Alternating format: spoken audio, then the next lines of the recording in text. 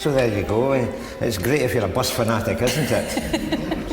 It's a bit like Adam McNaughton's song, Where is the Glasgow That I Used to Know? You can all sing along with that. So, yeah, magnificent. It's great to see that, just to introduce it. So, right, now, Billy and Wendy, both of you are sitting here looking a bit fear. It's not going to be like Mastermind.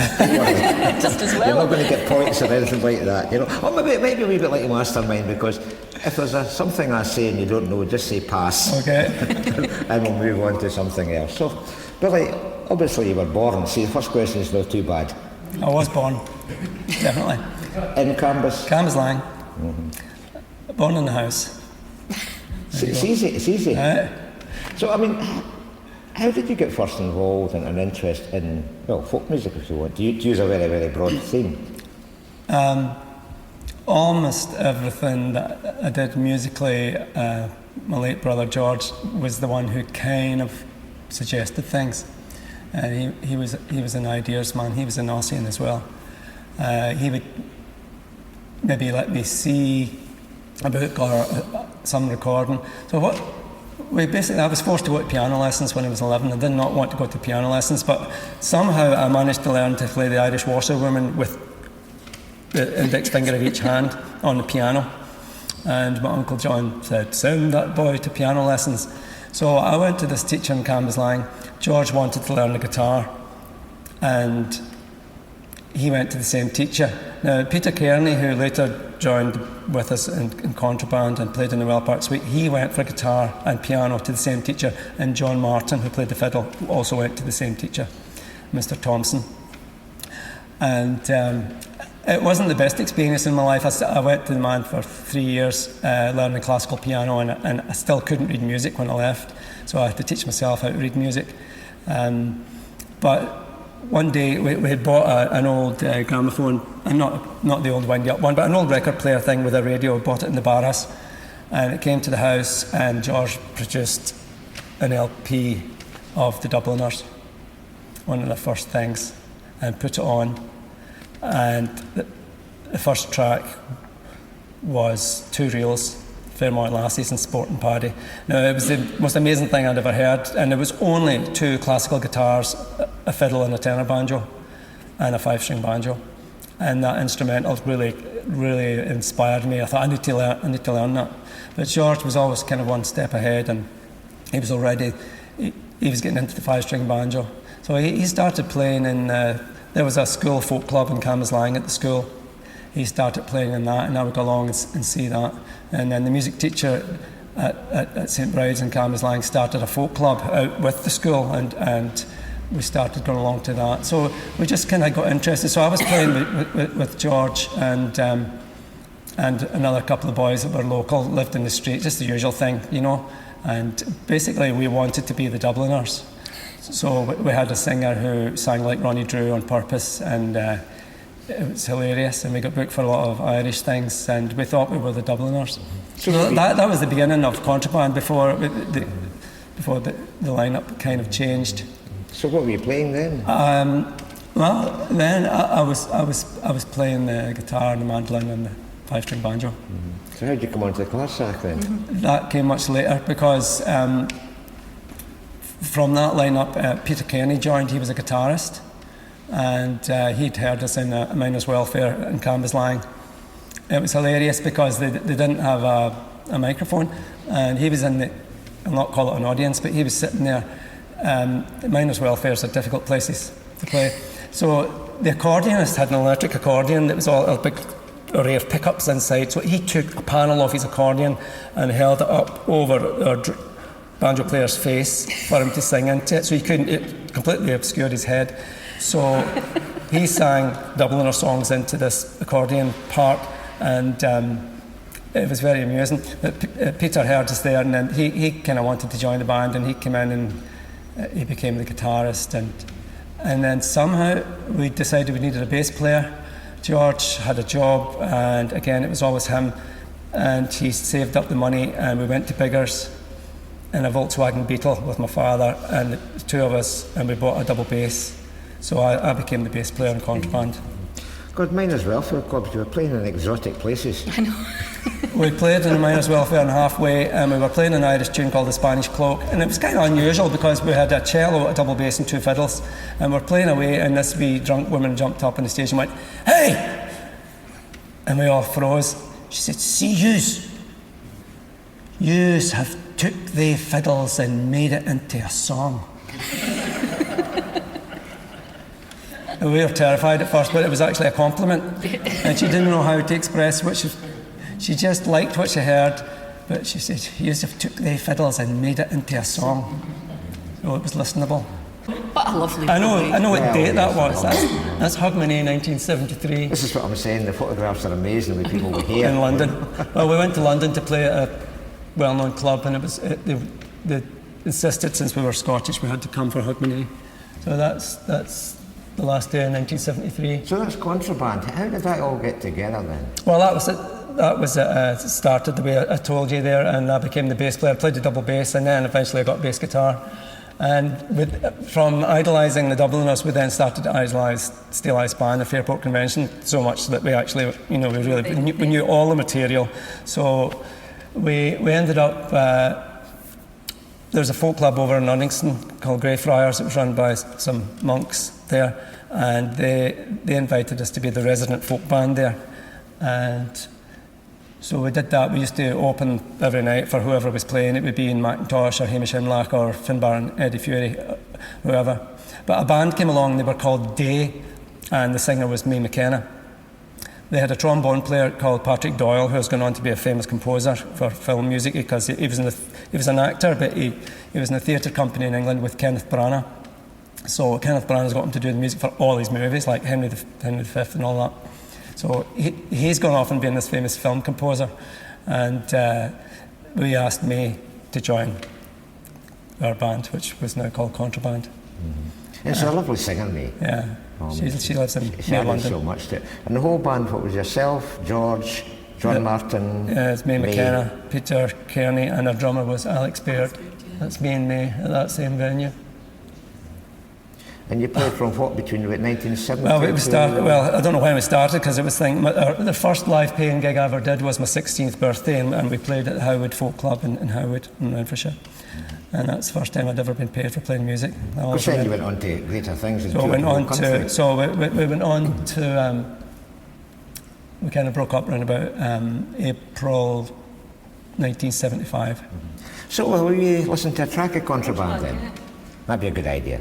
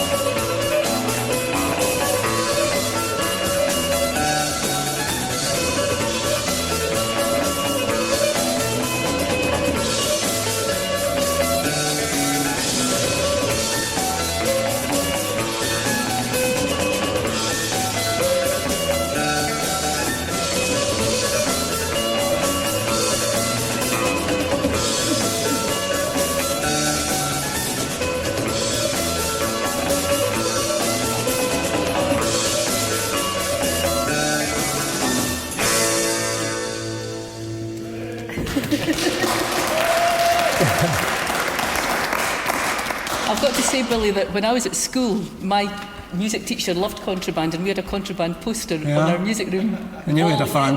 We had a fan somewhere. May never liked singing that song. May never liked doing that song. Really? Oh, why not? because we had to do it because we needed to fast stuff, but she just didn't like that song. She liked singing ballads. Her voice was more. She just didn't like that type of thing. I could see a big amused look on your face there, just sort of memories flashing past you. No, it's funny the things you remember. I just remember. That's no us, it's the tunnel. Yeah. I just remember rehearsing that song, never mind recording it or performing it. I remember the rehearsals and making up wee bits for it. Of course, I mean, the electric folk genre, if you want, was quite well known at that time, but it was quite unusual, really, quite revolutionary around about Glasgow, because if I remember correctly, most of the bands at that time were fairly acoustic traditional. I mean, like, say, the Clutha, Whistle Binkies, of course, the Lagan, Kentigern, Diners, Satanta, and other bands like that, but they were sort of mainly acoustic. We were very obviously influenced by Steel Eye Span and Fairport, and we won a national competition, and the Melody Maker ran a band competition, and we won the Scottish Heat, and then we went to London and competed at the Roundhouse in Camden. And we came in 5th or something silly, but we thought we were hitting the big time, I remember that as well, because believe it or not, when I was in the Whistle Binkies, we did exactly the same thing. We went up here and we went down to the Roundhouse, and they didn't know what to make of us, because we were this big thing and Mick was telling a story. And he started up there and they did the Princess Coming story, and they went on and on and on for about 15 minutes, and the judges were just sitting going, huh? Yeah. And the boy, the guitarist, I forget, he came up at the end and said, we would have put you boys first if we could have understood a word and known what you were doing. So it was an amazing thing. We got a record deal with Transatlantic Records, who were one of the only national labels who were doing traditional music. They were the ones that made Billy Connolly well known and all that. They were London based, but they sent somebody up to listen to us. But they were really interested in May McKenna, this because of her voice.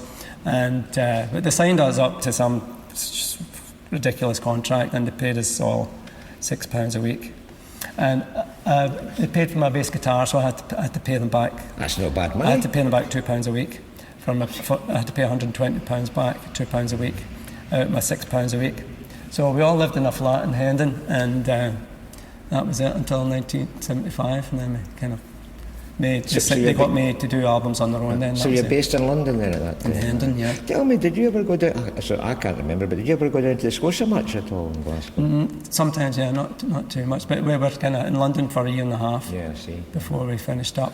Yourself, Wendy, were you Scotia? I was in the Scotia many's the time.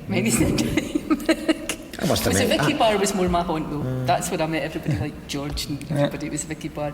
Used to be the session place, and I'd never really played sessions in Edinburgh. But as soon as we got to Glasgow, that was it. You wanted to join in, So great old days, but we'll not go down that line, because we'll be here all night if we start talking about the Scotia or the Bermuda Triangle as it was known at the time, In case anybody doesn't know why it was called that, it was the three pubs, the Scotia, the Vicky Bar, and sadly the Clutha, and people could go down there and then they get lost for days and days and days, and I've done it myself, hence it became known as the Bermuda Triangle. Folk just disappearing. But there is one interesting thing though. I mean, early on in your career, a wee story about the Eindhoven Folk Festival. I think there was a lot of Scots folk invited across there, and you were one of them. You were only about 16 at the time. Yeah, I was 16. The UCS, the Upper Clyde Shipbuilders protests were on. They were shutting the shipyards, and there was lots of protests. So they held a whole series of concerts to raise money for the strikers, and we did a lot of concerts in East Kilbride for them. And I think it was a man called Jimmy Quinn was running the concerts, and then he started to say, well, everybody that's played for nothing for these concerts would like to invite you to come and play at the Eindhoven Folk Festival in Holland. So I was still in high school, right? So I just disappeared off to Holland, and it was the weirdest thing. Now, we never got paid for doing it, and we all turned up at Glasgow Central. We had no money, and we got on a train, and almost the entire Scottish folk scene was on this train to London. It was a 12-hour journey, And it was an old kind of Harry Potter train where there was sliding doors, you know, you'd have a bench there and a bench there. So there was a different recession in each compartment. And we were getting on the train and we met John Cassidy, who was the singer with Tannahill Waivers at that time. He played the whistle and he was a really funny guy. He says, where are you all going? I said, we're going to Holland. He says, can I come? So he was only on his way home from work. So he went away. He went to Holland and all. He had no passport, no clothes or anything. And so we got to London. I think we got out to King's Cross and then we had to get on a bus and get to Stansted. We had no tickets, no money. Somehow we got on a plane and got to Holland. Got in a car, got to Eindhoven, and everybody who was anybody was on at this festival.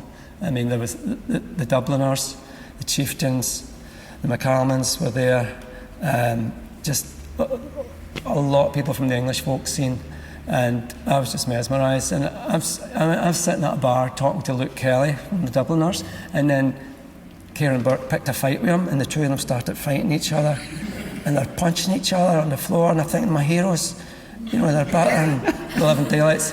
And this big Dutch barman came and picked the two of them up, and they were big guys. He picked and he threw them up like, he says, go home, drunken Irishman. You know, that's the thing. They're not going to, you know, all my mates are still at school doing their work and stuff, and I'm doing this in Holland. You'd be a hero when you went back to school and told them these stories. I went back to school and the teacher said, where were you, Jackson?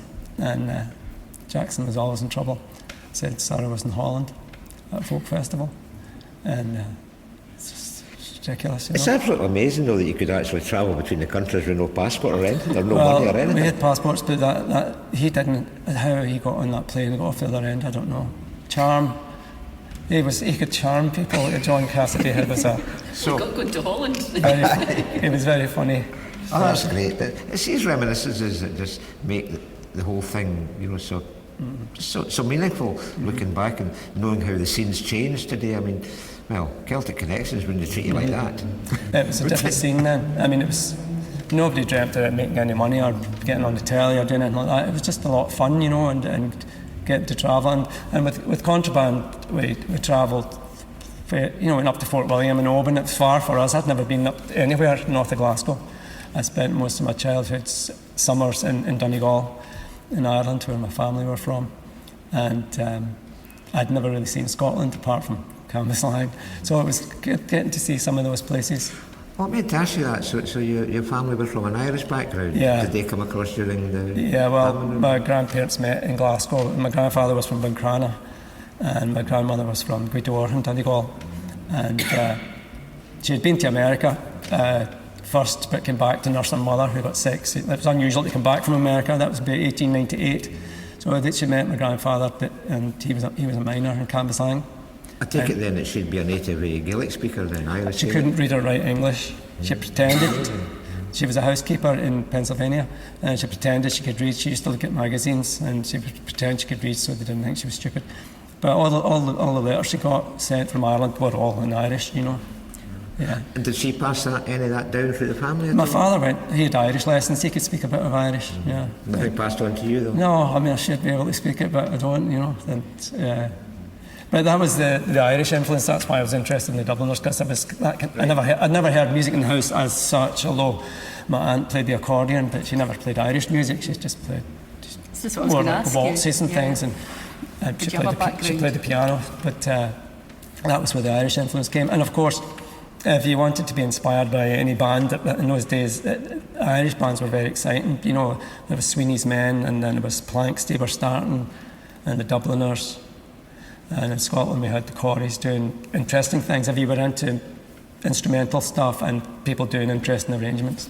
I remember I went to see the Dubliners at Green's Playhouse it was called? It was, yes. And the curtains opened and they started with those same two tunes, and they had one microphone each, and it was the biggest sound. I'd never heard anything like it in my life. And it was only a fiddle and the tenor banjo playing the melody, and two classical guitars playing ordinary chords, no open tunes or anything, and it was amazing.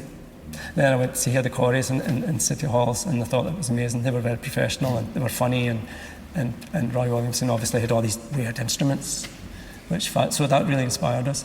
Oh, that's marvellous. So these were the early days. Yeah. And shortly we'll get on to Ossian, but we're going to take a short advert break just now from our sponsors, as the saying goes, although I don't think they're giving us any money for it. Well, not yet anyway. I'll need to see Pete about that. Well, not us, but I mean Pete, but this is our sponsors. Little ad break.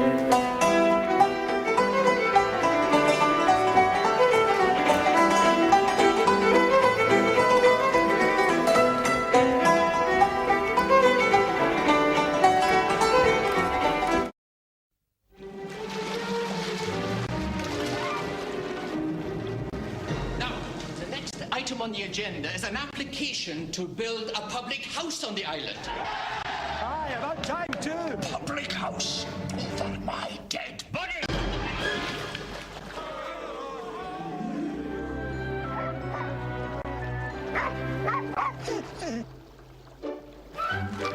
Get out here, Ben. Come on, Mr. McDougal. Shake a leg. Get down to the beach.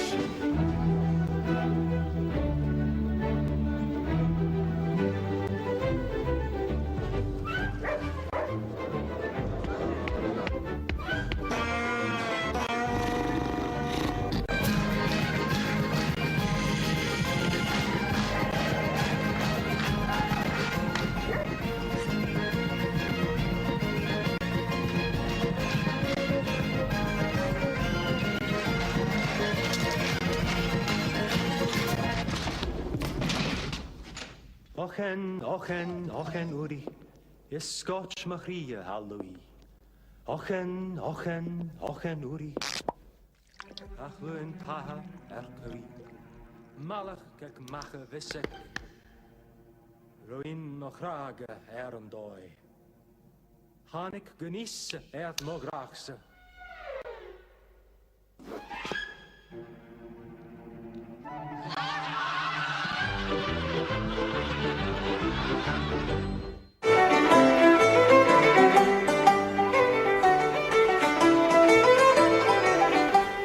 I think that's a magic advert. When it's always good, get stuff like that. Whiskey galore type thing. That's nice. Just sums up society and, well, I would say the Western Isle, shall we say. It reminds me of a lot of places we played. I'm sure it did. You recognise anyone in there? Yeah, I do, So, come on to Ossian now. That was, what, about 1976. And funnily enough, I was just speaking to you earlier about that because I remember, I'm sure it was yourself, we're not quite sure on this, but I had just left the Whistlebinkers at the time and I was looking to start a new band. Eventually did with the Old House Band with some of the people. But I remember phoning you up and saying, look, I'm thinking about starting another band. Do you fancy joining it? And you more or less said, no. I've got this other band I'm setting up, and I think you said you're going to call it Austin or something, or maybe not, but you said I've got this other sort of acoustic band that I'm thinking about setting up myself. I said, oh well, fair enough, it's up to yourself. So. Yeah, what made you go acoustic after being electric? Well, if you'd seen the PA system we used to carry around, so we're in London, we ended up we had a big truck and big speakers and carrying things, and we just fed up with it, and we were really poor, and so the band, as I say, May McKenna got signed up to do some solo stuff, so that was the end of that. And they had an idea for us to continue in some form, but I wanted to come back to Scotland, so I came up and I got a job in a children's home in Maxwell Park. So I did that for a year, and that's when I got the harp. And I still had my bass, but I had all these gigs as a bass player, but I decided I wanted to play the harp. So I sold my bass and all the equipment and bought a harp, which was way down in near Dover. And George went and picked it up. He was still in London. And at the same time, I got a set of uilleann pipes. So I started learning harp and uilleann pipes at the same time. And thought I'd really like to do something acoustic, And people were phoning me up to do bookings playing the bass. I said, I don't have bass anymore, I've taken up the harp. They said, what? I said, you'll never work again, they said to me. They're kind of right in a way. But, it's just because it doesn't feel like work. Yeah. So that was that, and then John Martin was kind of making noises about coming back to Glasgow, and I said, would you like to start a band? Well, we start a band, acoustic, keep it simple, fine. And then George decided to come back. He was doing a course in drama in London at that time. So the three of us kind of started practicing together. And the theatre company that George was involved with in London were doing a tour, and it was based in Jura. And so they called it the Jura Festival Company, and we went to almost every island. We went to Gia, Mull, we played in Iona, we were in Col and Tyree. We did a show, it was Deirdre of the Sorrows, the famous old legend. It was a real weepy, and I put together the music for it. So that's the first time we played as Ossian, but it was only the three of us.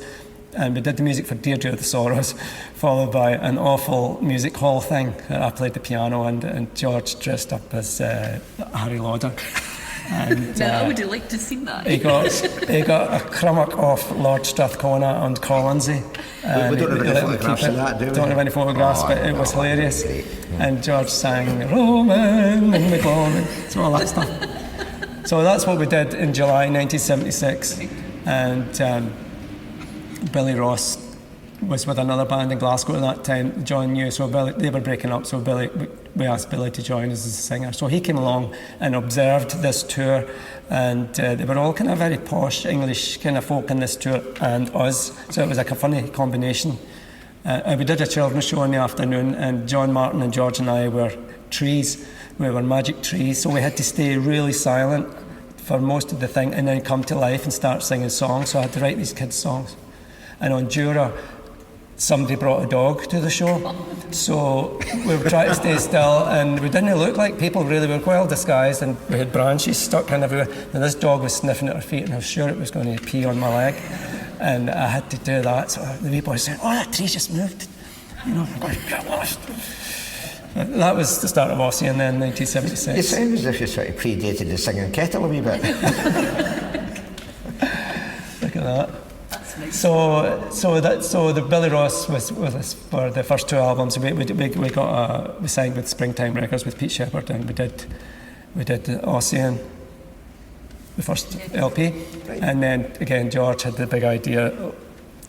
Let's start a run the record Right, label. we'll have a wee bit to listen to sort of early Ossian, and this is from the Glasgow Arts Centre. I'm not sure what year it is, but I think it's a very early recording. Yeah.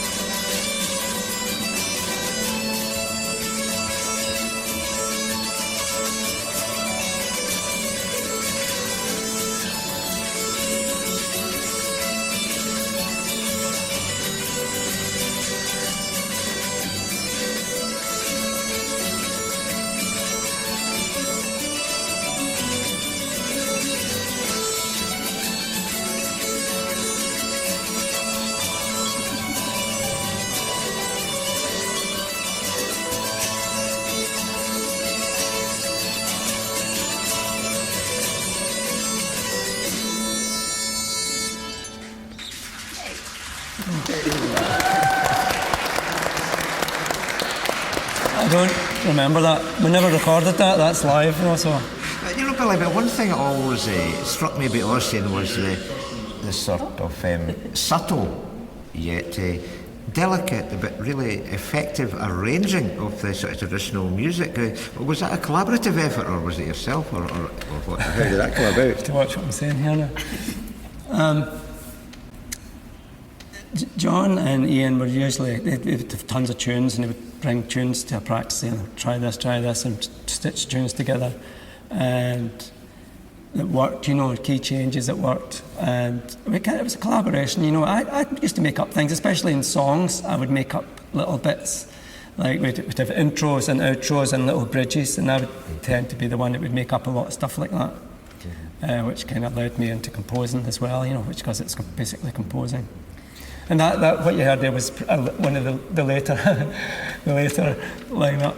There's a story there as well. That would be a later lineup there. So I was saying earlier, like we did the Ossian album and the St Kilda Wedding with the first lineup with Billy Ross, and everything after that. Billy had left, and Tony then joined, singing and playing the guitar. Then Ian MacDonald joined after that. So that was the last lineup you heard there.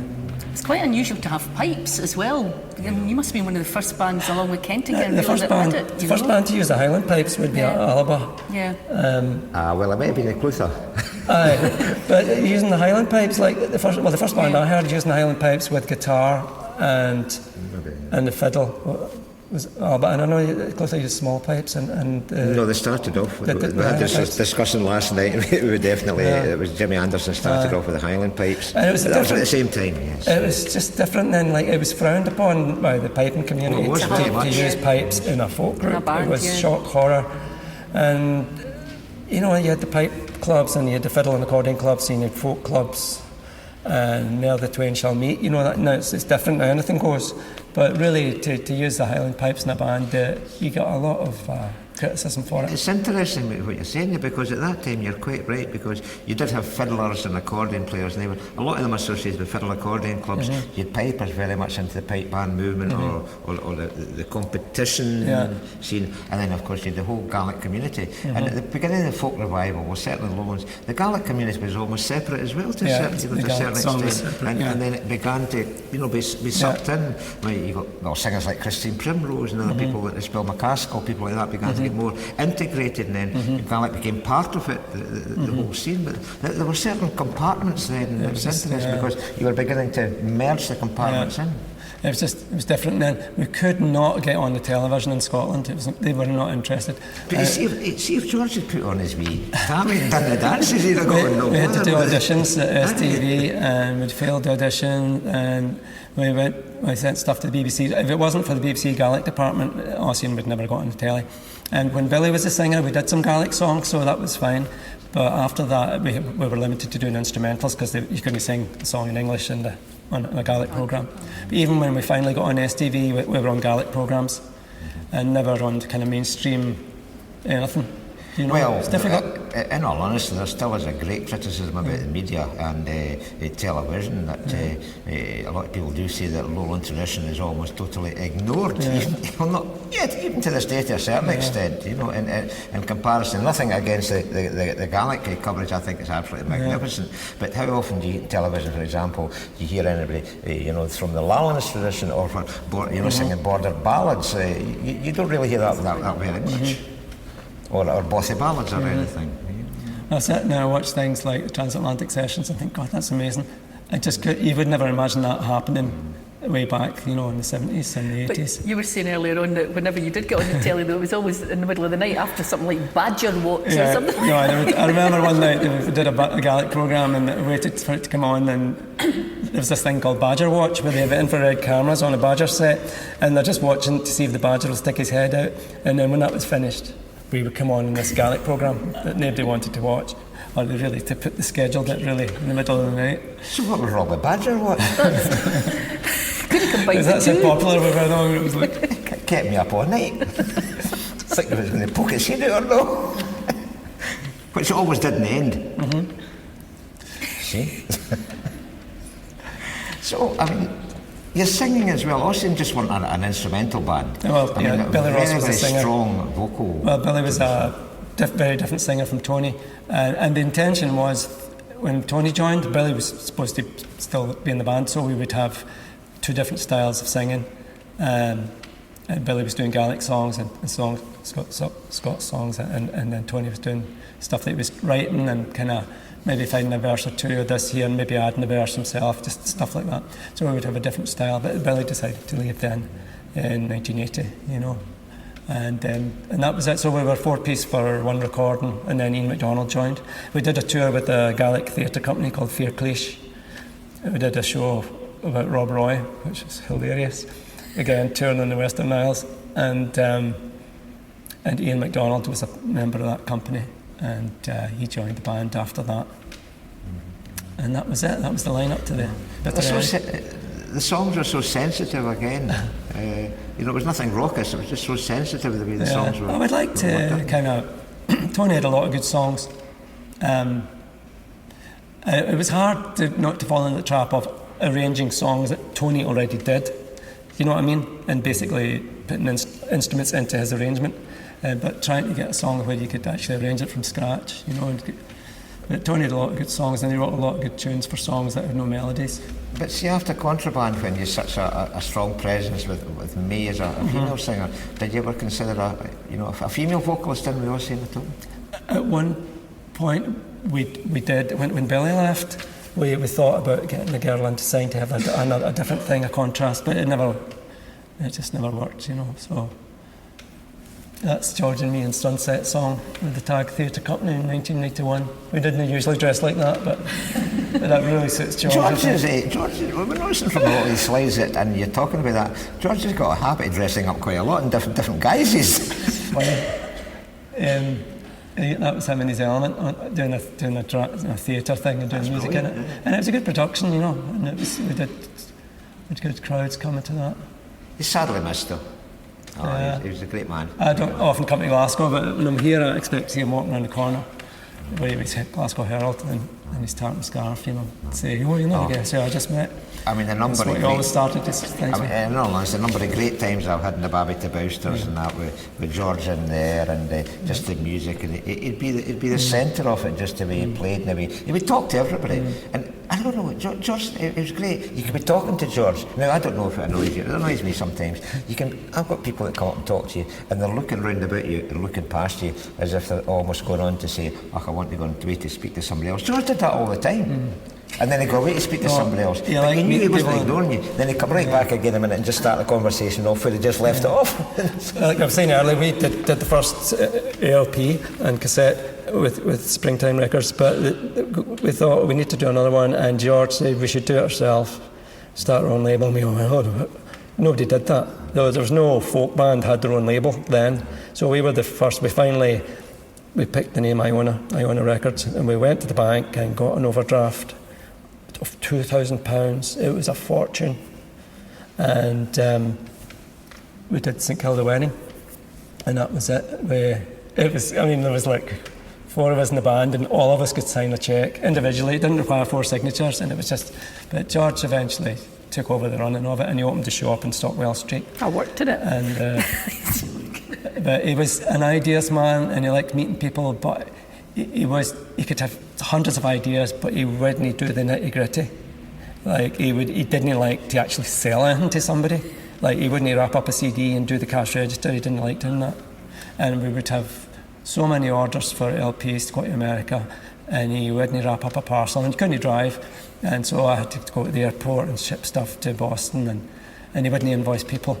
We had people phoning up screaming us to pay us, but he had ideas all the time about what we should do next, you know, it's funny. Mm-hmm. So Ossian really had such a tremendous impact on I say the folk revival, it's not a term I'm particularly fussy about, but it really was part and parcel of the earliest folk revival, and it's such an influence on it. And I think we'll almost just conclude this part of Ossian by going into another track.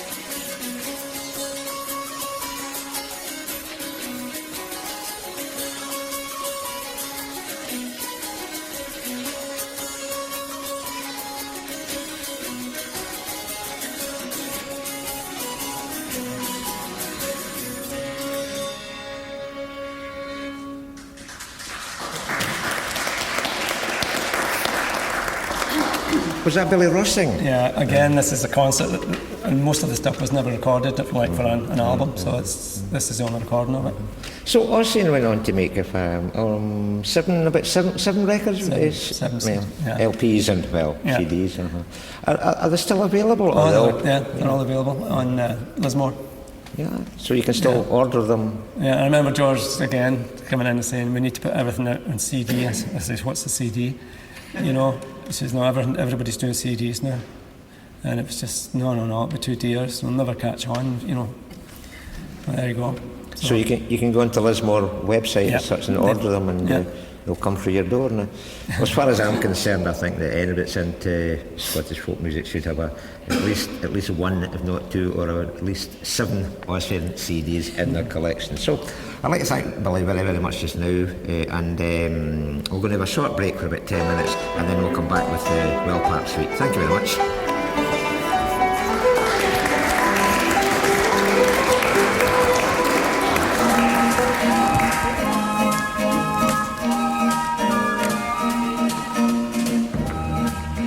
You looked at the can, you always looked at the picture as well to see who you got. I don't know why.